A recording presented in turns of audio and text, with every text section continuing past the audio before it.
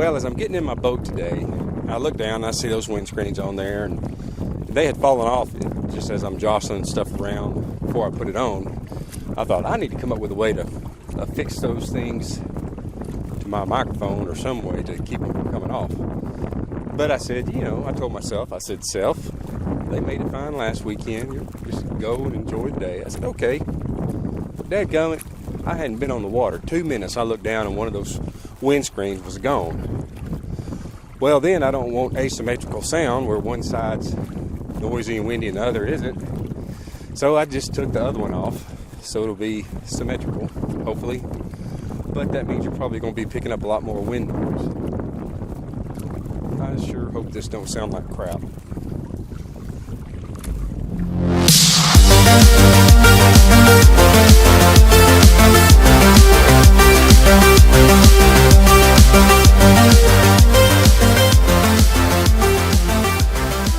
When the water is shallow like this, I can't get my paddle down into it like I like. Have to take wider strokes, which turns the boat more. Plus, I just can't get a good bite on the water with it shallow.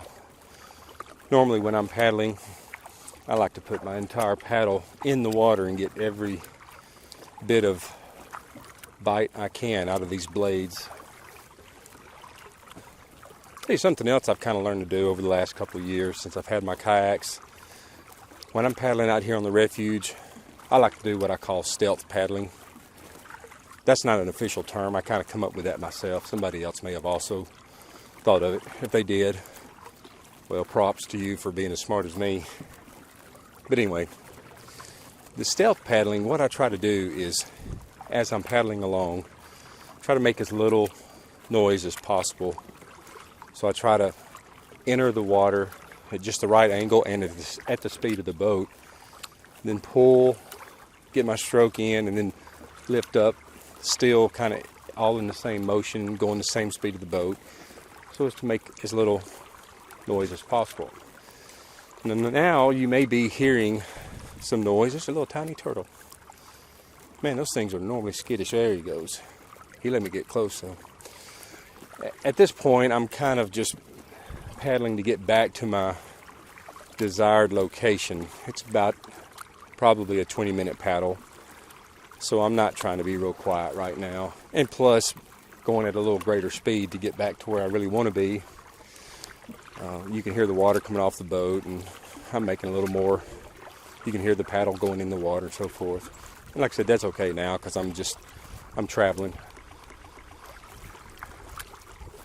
reaching my destination. But when I get to my destination, then I'll go into stealth mode.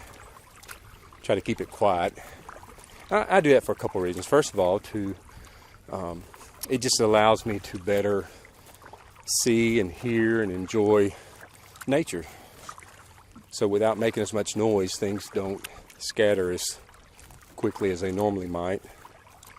Because most creatures out here on the refuge are pretty skittish, as they would be in about any area of woods. But I will tell you, I have found one creature that does not run from me, and that is the water moccasin. Some people say they're mean and aggressive. Others just say they're curious. I don't know. Personally, I've never talked to a water moccasin, so I can't answer that question. But I did see one late last year. He was swimming across the top of the water, kind of across my path. And I kept approaching him at a, slow speed. And he was not concerned with me in the least bit. And once he got across from my path where he wanted to be, there was a lily pad there, and he crawled up on that lily pad and just sat there. And I even stopped and pointed my boat towards him and took a picture of him. Never bothered him that I was there doing that. About any other snake, they see you and they're in the water, they'll dart underwater and be gone. But that dude did not care that I was there. And I kind of can't help but think that's because he knows what he's got. And what he's got, in the words of the late Jim Varney, is pison. He one of them pison snakes. Had to stop paddling so y'all could hear that and get the full effect.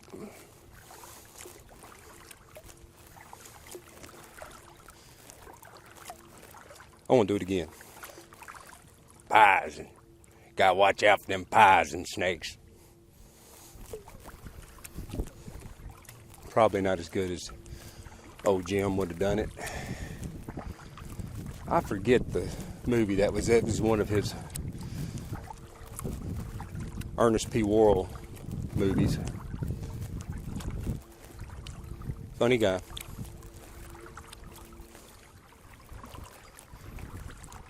Just so y'all know, it is St. Patrick's Day, and I've got on my green "Thank you very much."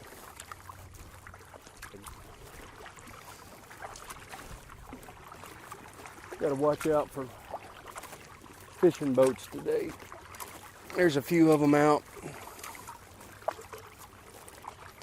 In February, you'll see a lot when the crappie are biting. Me and Colton came down through here one weekend, and man, I bet we saw a dozen boats. In the summertime, you'll see a few, but not a whole lot.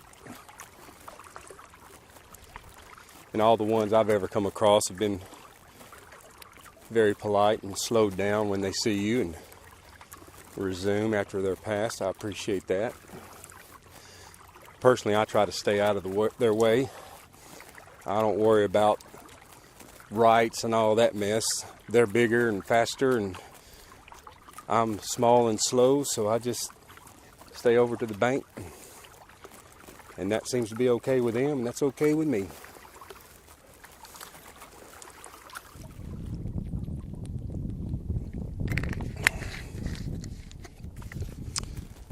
This here's Propel water.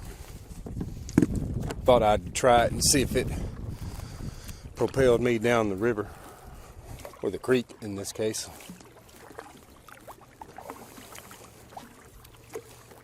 So far, so good.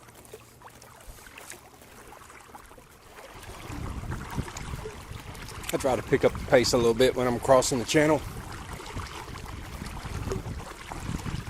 We're in a little bit of a bend right here, so don't want no boat coming around there sneaking up on me.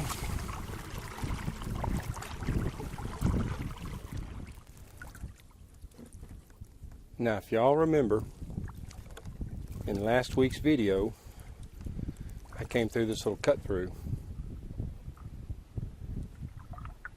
And I don't think I can get through it today.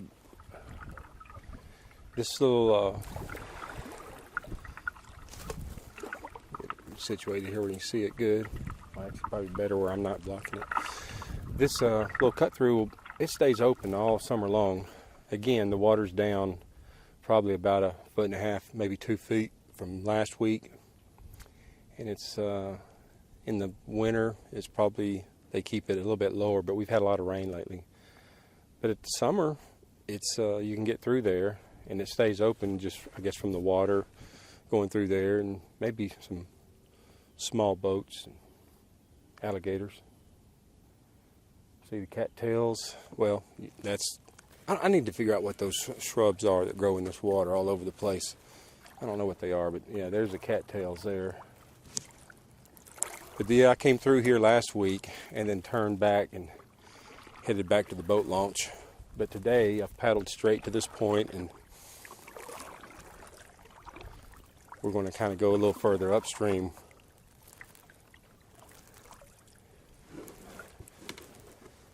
Last summer, I had just come through that cut through, and it was afternoon, so the sun was a little further on down. It was a Friday afternoon. I'd come after work, paddle a little bit, and I'd paddle just like I did now. I kind of came straight to this point. I came a little different route, but came straight here.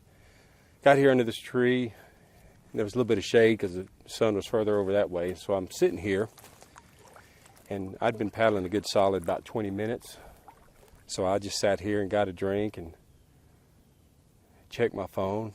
And as I'm sitting here, all of a sudden there was just this horrendous splash like 3 feet from my boat. And I didn't see what made it. I was looking down, and I looked up, and it was about 3 foot in front of my boat, and my boat was rocking and moving all over the place. And I didn't actually see what it was, but I know it was a gator. As loud as it was and as much water as was moved at one time, it couldn't have been anything else. There's not a gar or a turtle out here big enough to rock this boat, but I mean my boat was rocking. And another reason I say it was a gator is because just probably about a month earlier, I had been over in Limestone Bay, which is across the river, and that's where I've heard that I know there's gators in here. I've seen them in here. And but over in Limestone Bay, they say there's a lot over there, and if you want to see one, go over there. Anyway, it was a Sunday afternoon, just like today, and it was in the summer, late summer. I'd done the same thing. I'd got in the water, paddled about 10 minutes, eased over towards the bank in the shade of a tree, getting a drink. Had been sitting there for a minute or two, nice and quiet, no music, nothing on my phone. And the same thing happened, except it happened behind my boat. And since that was the first time it had happened, I thought, well, what in the world? And I kind of thought it might have been, but again, this was the first time that it ever happened to me. So I sat there for a second. Well, then about 5 or 10 yards ahead of me, I seen his little beady eyes poke up in his snout, poke up out of the water and go right back down. And I was like, well, there you go. So since I had had a similar experience and actually saw a gator surface nearby, I'm pretty sure that's what happened, that spot right back there. And it was really odd to me that happened twice in 1 year.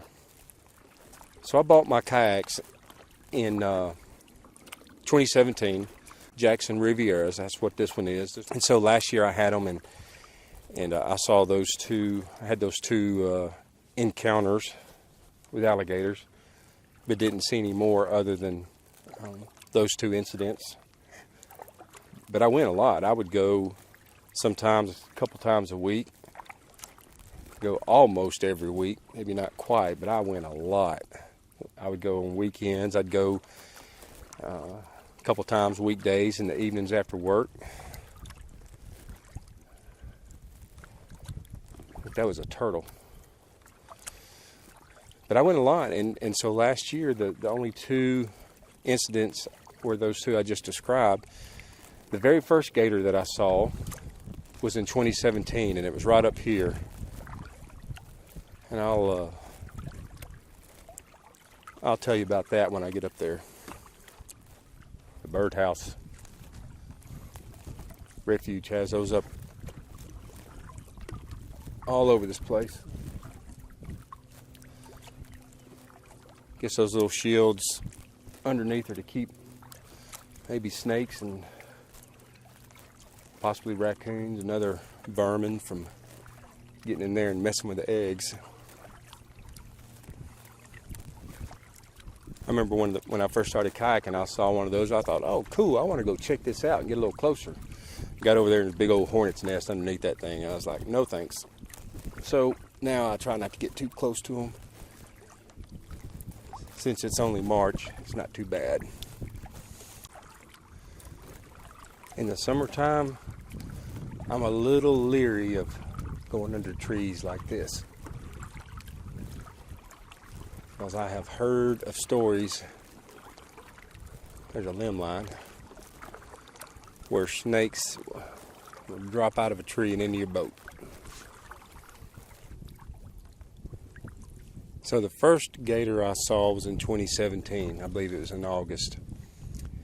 And we're looking upstream. If you can see kind of through the trees, it narrows down a little bit and then opens back up. But I just come from that way. I was coming back here, and I'm paddling back to my truck. And so I'm going this way and headed back down the channel like we were. And so as I'm paddling along right here, and and I'm constantly just kind of looking around and scanning the area. And I get about right here, and I just kind of glance over and look back, and I thought something looked a little different down there. And I looked back again, and I could see something sticking out of the water. And it was, as you get turned around here, it was right back in that bend, almost straight back from here. And I saw something just barely sitting in the top of the water, and I thought, you know, that could almost be a gator. And all you could see was his eyes and the tip of his snout. So I started paddling back here like this. And as I got a little closer, it started moving. And then you could see a little wake behind it. And I was like, yep, I have seen my first gator. So I followed him at a safe distance, not getting in a big hurry or making a big ruckus, but just, you know, kind of like now, just kind of, actually probably not even as much as I'm paddling now, because I pulled out my phone and started trying to video. And he was, like I said, he was down in that bend. And on my phone, you can't see that good. I tried to zoom in and it got grainy, and it ended up looking more like one of them Sasquatch videos. It's like I've still got the footage, but it's hard to kind of tell what it is. But you can tell that it's moving and leaving a wake. But I followed him probably about like this, and I'd video a little bit and paddle a little bit. I never could get any closer than about probably somewhere between 50 and 75 yards. He kept his distance and kept moving away, and I stayed behind him at a safe distance. Well, I felt like it was safe. I could have been wrong. But I stayed behind him and followed him, and occasionally he would go under, and then when he surfaced, he would be even further downstream. So he definitely didn't want any part of me, and I really didn't want any part of him. But seeing how it was my first one, I probably foolishly followed him a little more than I should have, but I've gotten over that. So what gators do is when they get ready to, or I guess after they lay their eggs, they get a bunch of grass and weeds, and probably the bigger stuff, and they pile it up over their eggs. And essentially what they do is they make a big compost pile, and it'll be, 3 feet tall or more. And they pile it up, all this weed and grass and organic material, they pile up on top of their eggs. And essentially it becomes a compost pile. And as it decomposes, of course, like any compost pile, it goes into heat. It starts heating up as it breaks down, and that's what keeps the eggs warm. And so that's how they incubate their eggs, is building a big compost pile on top of them. And then when the eggs hatch and those little critters crawl out, and they enjoy the world, if they're lucky. Alligators are apex predators. When they're full grown, there's pretty much not anything that they have to be afraid of. The ones here, they are pretty skittish, I think, of humans. In Florida, where there's more gators and more interaction, they probably are a little less skittish. But I think up here, the ones I've seen have really tend to want to keep their distance. And the two that surfaced near my boat, I'm not sure if they didn't realize I was there or what I was, because I'd been sitting there still and for several minutes, and they might have just been wanting to see what it was, or maybe they just didn't really notice it at all, and because the water's pretty murky and you can't see very far through it underwater, I'm sure. But in both cases, once they did get a glimpse of me, which was before I saw them, they were gone. So one thing that concerns me about gators is if people come in here and try to bait them or feed them, and they get used to that, then they're going to learn to start sniffing around these boats a little more. So I hope that doesn't happen. But the only other thing that would really be a concern for me is two things. First of all, maybe paddling into a little small slough or backwater area and get one cornered to where he feels like his only way out's through me. The other thing is when they do have their little hatchlings, the little baby gators, they are very protective. So if you're around those and you don't know it, you might have a mean mama coming at you. So I've heard and read that if you see baby gators, it's best to move on promptly. But again, I've not had anything. Those two close encounters were a little unnerving, I'll admit. But I've not seen one that was aggressive. I've not had any incident like that really where I felt threatened. and I've not heard of anybody having a similar instance. So I would say that they tend to want to keep their space, and as long as you don't get stupid, you're probably okay. During the winter months, alligators will bury themselves in mud and leave just their snouts sticking up so they can breathe. And it's very similar to hibernation, but it's, from what I can tell, it's just maybe because they're reptiles, it's called something different, or maybe they don't go into the full deep sleep that like bears do when they hibernate. But it's not called hibernation, it's called brumation. And I wonder, unless they got a really primo spot with all this flooding we've had last month, if some of them had to up and move, because we had a lot of rain and water levels got up higher than they normally do. And so unless they had picked a really high spot, they might have had to relocate during the floods. But for whatever reason, there's out. He said he saw 2 on the bank and 1 in the water.